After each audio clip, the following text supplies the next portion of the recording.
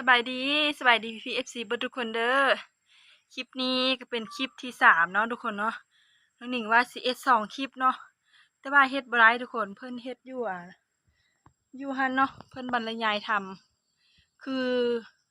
หลายนาทีแหงเนาะแต่ย่านพี่เอฟซีเบิ่งบ่เบิดโอ้เมื่อย ย่างขึ้นว่าหนังเมื่อยแท้เมื่อยละ ทุกคน ไปทุกคนน้องหนิงสิพาพี่เอฟซีไปเบิ่ง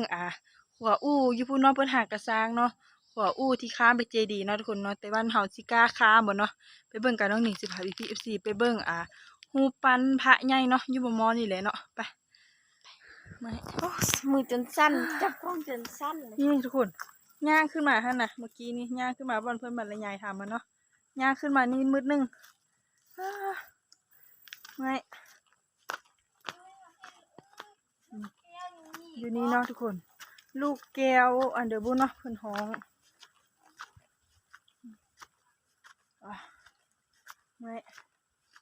นี่นะทุกคนนี่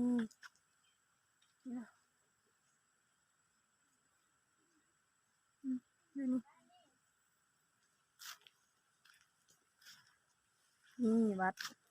อันนี้ไม่แน่ใจเนาะว่ามันเป็นอย่างเนาะไปนี่ขอตัวปิดกล้องหลังเนาะฮอดแล้วบ้านี่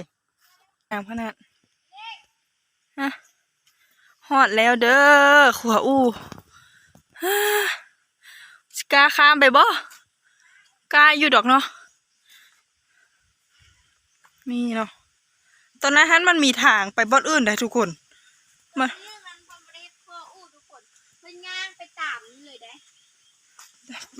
มันมีบ่อนมันมีอีกบ่อนหนึ่งเนาะที่ข้ามไปนะน่าแต่อยู่ลุมพุ่นแหละน่าจะแม่นอยู่บ่อนลุมพุ่นเนาะน้องหนิงเคยไปเท่านึงแล้วเนาะตอนนั้นเพิ่นยังบ่ได้เฮ็ดนี่น่าจะลงนี่แหละตอนนั้นน่ะลงนี่ลงไปพุ่นแหละไปน้องหนิงจะพาพี่ๆไปเบิ่งเนาะสูงแหงว่าอู้กองก็อาจจะสั้นๆเลยเนาะทุกคนเนาะโอ้เสียววะนี่เนาะคนเนาะทุกคนบรรยากาศก็คือว่างามขนาดเลยเนาะนี่ปีนมานี่ก็แม่นดอกไม้เนาะนี่ดอกไม้ป่าเนาะทุกคนงามนี่เป็นแบบนี้เลยเนาะถ้าเลี้ยวลงลุ่มเฮาก็จะย่านเนาะทุกคนเนาะเพราะว่ามันสูงแหงเด้สูงขนาดบ่ข้ามาวะ ขี้ยานเพิ่นบ่กล้าข้ามแล้วนะฮะมีแต่เจดีย์นะไปหุ่นน่ะมีเจดีย์บ่ฮู้จะไกลหรือบ่ไกล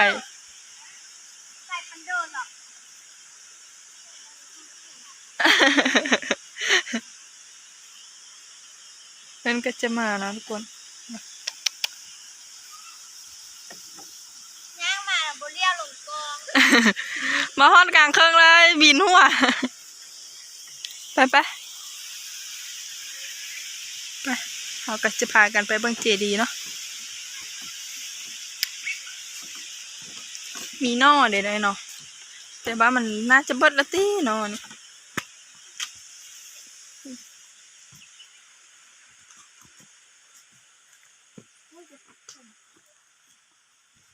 นี่เนาะ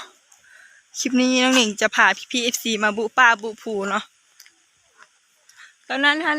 ย่างนำป้าเนาะทุกคน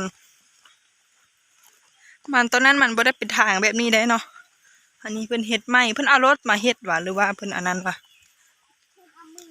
เอามือด้วยเพิ่นเอามือเฮ็ดเอง เพิ่นเฮ็ดด้วยเหงื่อด้วยแหงเนาะเฮ็ดมือละน้อยมันก็จะสำเร็จเนาะทุกคนกองก็อาจจะสั้นๆเนาะ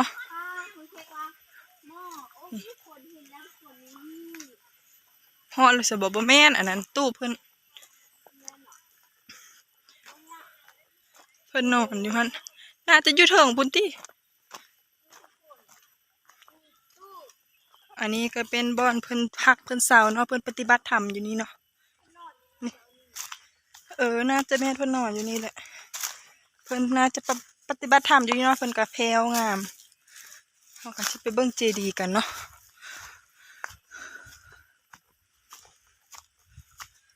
แม่น้องป่านก็มาเนาะแต่ว่าแม่น้องป่านท่านยังฟังเพิ่นบรรยายทำอยู่เนาะแต่น้องหนิงกับน้องแพนเค้กก็จะมาก่อนบอกว่าแม่น้องป่านสิมาบ่เนาะเมื่อย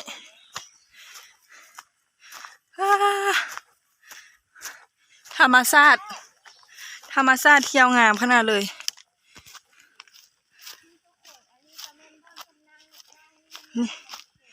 นี่แม่นบอนที่อันพอออกไม่ออกมานั่งพักเสาเนาะนี่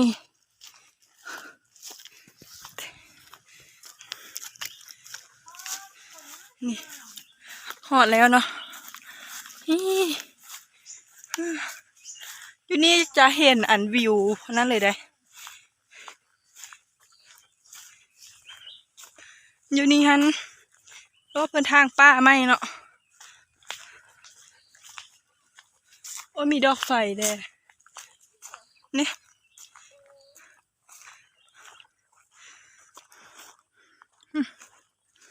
นี่เนาะหอดแล้วเนาะนี่เพิ่นก็จะปลูกดอกไม้ไว้เนาะนี่เนาะเจดีย์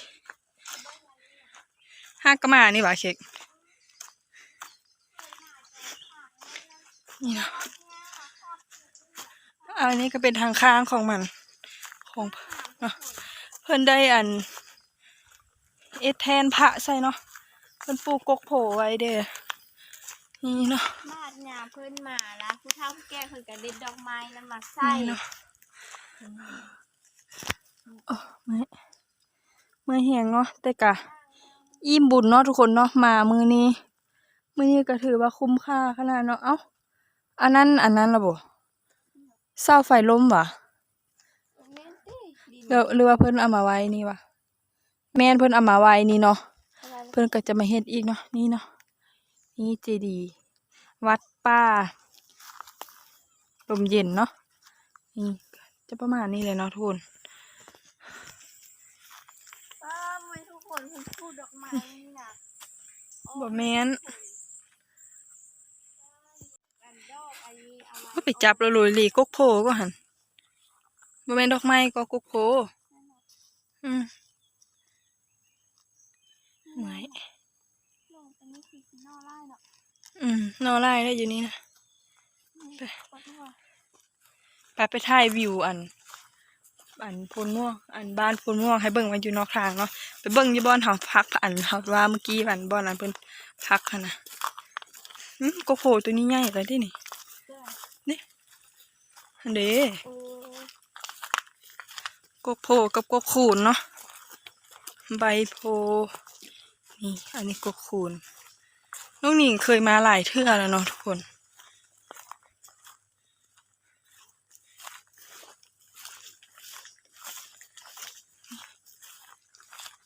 ทุกคนอ๋อมีก็นี่ มีเสาไฟเพิ่นเอาไฟมาเสิร์ฟเบิดแล้วอยู่แถวนี้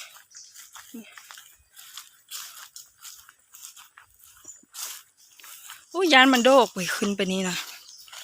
เนาะเบิ่งโดกบ่เห็นสำเนาะทุกคนวิวผมมันโอ้ยลองขึ้นไปบางเทื่อมันก็น่าจะบ่โดกมุดโต้งจะตกอันจับได้นี่นะ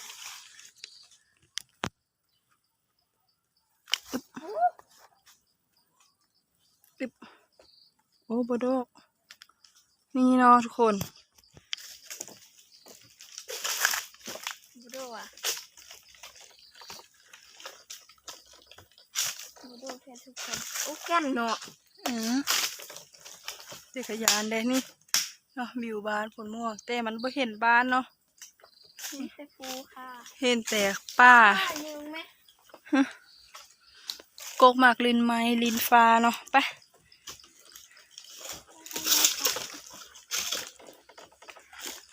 นี่เฮากับจะไปพุ่นอีกเนาะทุกคนกลับไปขวาอู้คือเก่าเนาะข้ามไปพุ่นแหละทุกคนบ้านตอนทำเมื่อน่ะเกือบหักนะ มันโดกได้ไหมโดกอันนี้ก็มากอันนี้ ดีแต่บ่ได้ถ่ายแควเนาะ บ่เนี่ บ่ ย ไกล เลี้ยวไปแล้วก็เห็นนี่เลี้ยวไปแล้วก็เห็น อันเด้อ โอ้เห็นแล้ว ไปเพิ่นก็จะกำลังมาเฮาก็กำลังเมื่อเนาะ นี่เลี้ยวนี้ก็ยังเห็นแหละ อืม บายนะสาน้ำใส่บัตรยายานี่กระเป๋ายากับกระเป๋าผ้า โอ้ แล้วกระเป๋า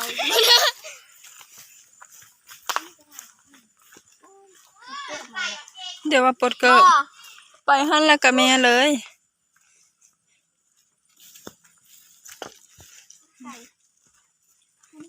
คนหลังเธอ ขึ้นมาละนี่ พวกไก่แม่ไปแป๊บเดียวก็ฮอดละ ขึ้นผู้หันเบ็ดแล้วก็แม่น นี่คืนไปผูในเดียวแล้วกันเลี้ยวเห็นเลย อืมเมื่อยเป็นมาเลยดิ ไอ้ลุงมันก็นอนบ้านนี่ส่ง ไอ้นี่มันเก่า โอ้ไปเด้อกุฏิเพิ่น คนก่อน จิกราบแล้ววะ ไปมาละ หัวกับเพิ่งแล้ววะถ่ายแล้ววะ เมื่อยไปมาเลยดิ งานขึ้นปู่กับมันก็ไปด้วยบัตรพากันยันเด้อพาให้ถ่ายอยู่คู่อ่ะ ไปเลยแล่ไปละ ไปเลยล่ะ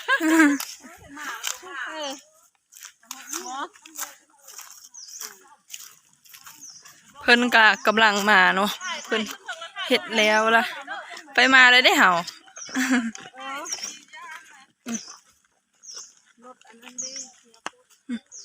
ป้าพูดน่ะเพิ่นกำลังมาบักได้คนไหมมาบักได้เนาะ บอกด้วยกันเครื่องไม่มีหัวกันยางหัว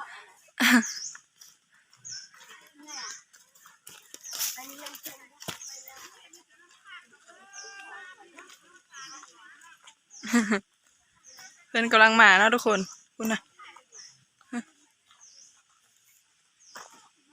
นี่พี่เนาะ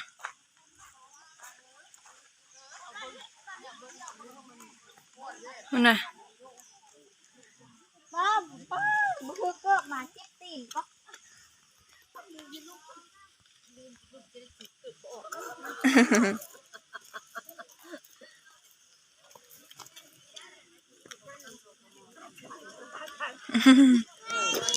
ลายขั้วเอามาฮะลายขั้วเบิ่งลุ่มกับย่านเบิ่งมาพุ่นแล้วอีกทีแล้วพอจะมาได้ โอ้ไม่ตูนะ ไปได้ ไปป้าเช้าก่อนอันนี้ไปแล้วเบิ่งแต่ทางลุ่มมันสิได้ว่าเบิ่งทางหน้าเลี้ยวสูงก็ไต่ขั้วไต่ขั้วเลี้ยวสูงพุ่น เอามาคุณแม่กันเท้าคุณอ่ะ เอาไม่คนเข้าเอาเอา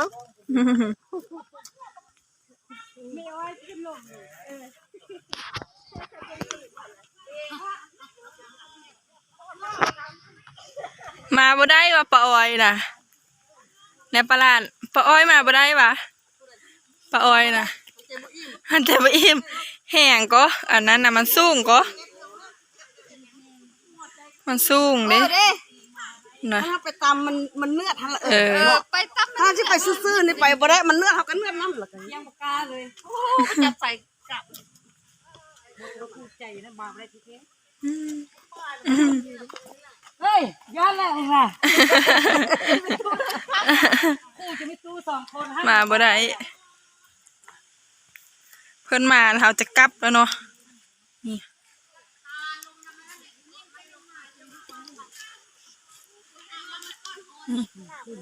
เพิ่นกำลังมาฮะ บ่ยิง ตัวไปเห็นปลาสั่น ปีนกองล่างแม่ เออ เนี่ยครูบามาเนาะนี่ครูบาวันยาพ่อว่ะ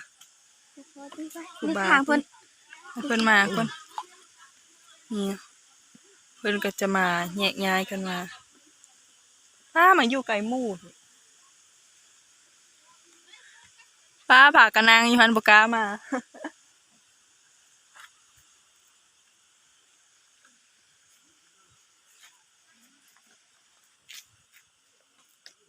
โอ้ยมันเปื้อนอันนี้ อันเด้อ เปื้อนก็ เพื่อน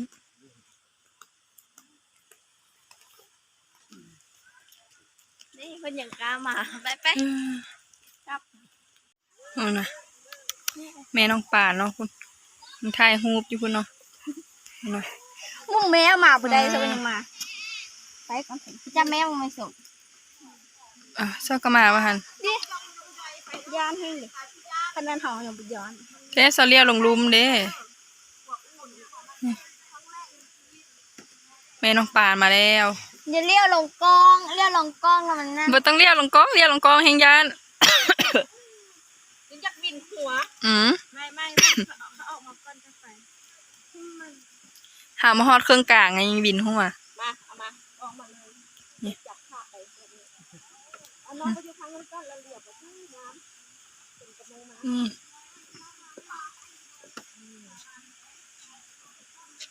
พอกระเป๋านั้นยังบ่ลืม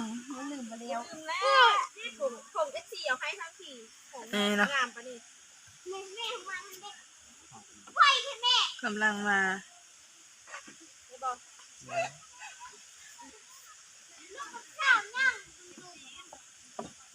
ขอบใจเลยนะ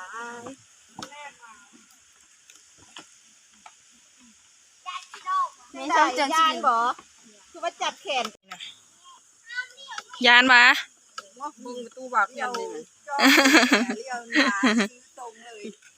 ไปไปไป แต่รถกด โอ้เหงื่อแตกเลย คือยังไป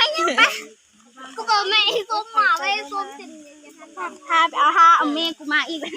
ถ้าเอาแม่กูไหลที่กันเองแบบ ป้าไปลุ่ม เป็นดักโอ้ยมันดักไป เนี่ยเป็นกำลังมา เมื่อมาแม่ขึ้นมามาก่อนมาจับยาเนี่ย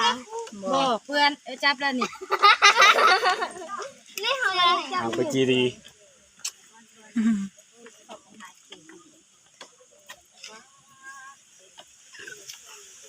ไรสดได้วะ น้อยๆนี่ไหม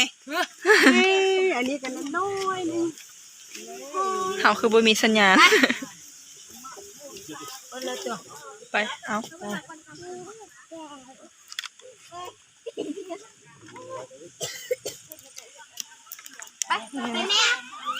เป็นกำลังไปเนาะทุกคน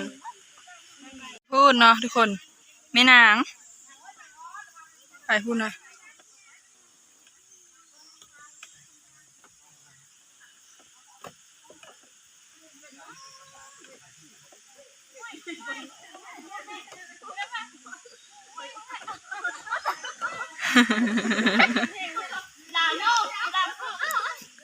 ยาน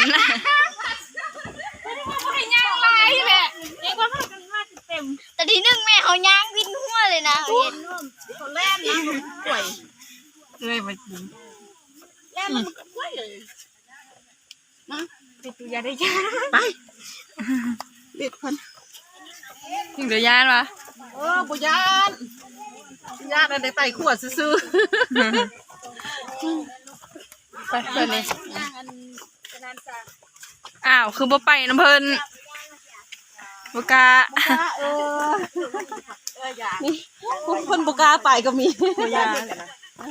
บ่เบิ่งลุมเอ้ย เบิ้งทางหน้า เบิ่งทางหน้า ขวดทาง เบิ่ ขี้ ง ข้า ทาว งลุม แตกยานเบิ้งทางหน้าคนเบิ้งทางหน้านี่มันบุกาเลยกาผ้าแล้ววะกาผ้าแบบนี้กาผ้าแล้วก็จับอันพูดจับกองเหอะเค้กดิ เช็คไปทางเดินลูก จะล่วงอะไรเนี่ยไปพ่อเมื่อปะแล้วนะ พวก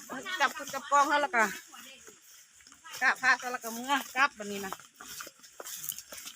ขอลาบ่กล้าขอลา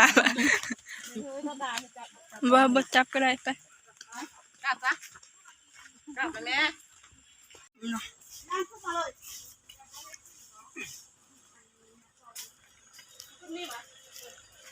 อันนี้แม่นอันเด้อเพิ่น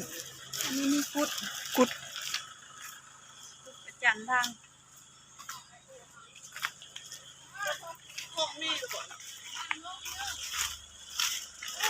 อ่ะผู้เด้อติดรถไว้หั่น ตอนนั้นเลยนะคือมือ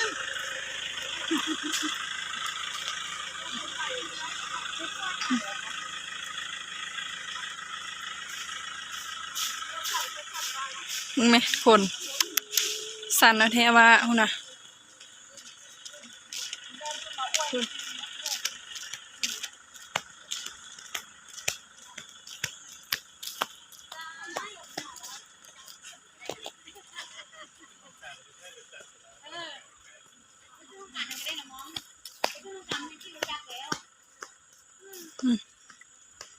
บรรยากาศเป็นเนาะ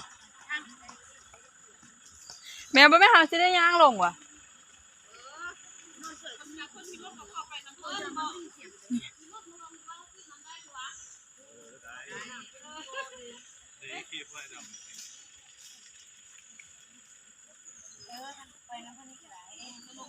นี่เนาะทุกคนตอนนี้เขาก็ได้ลงเต้วัดภูมาฮอดทางแล้วเนาะคลิปนี้นี่ก็จะได้จบไว้เพียงเท่านี้เนาะทุกคนเนาะถ้าใครมาคลิปนี้ก็อย่าลืมกดไลค์กดแชร์กด Subscribe เพื่อเป็นกำลังใจให้เราในคลิปต่อไปเด้อทุกคนสำหรับคลิปนี้ก็ขอตัวลาไปก่อนเด้อบ๊ายบาย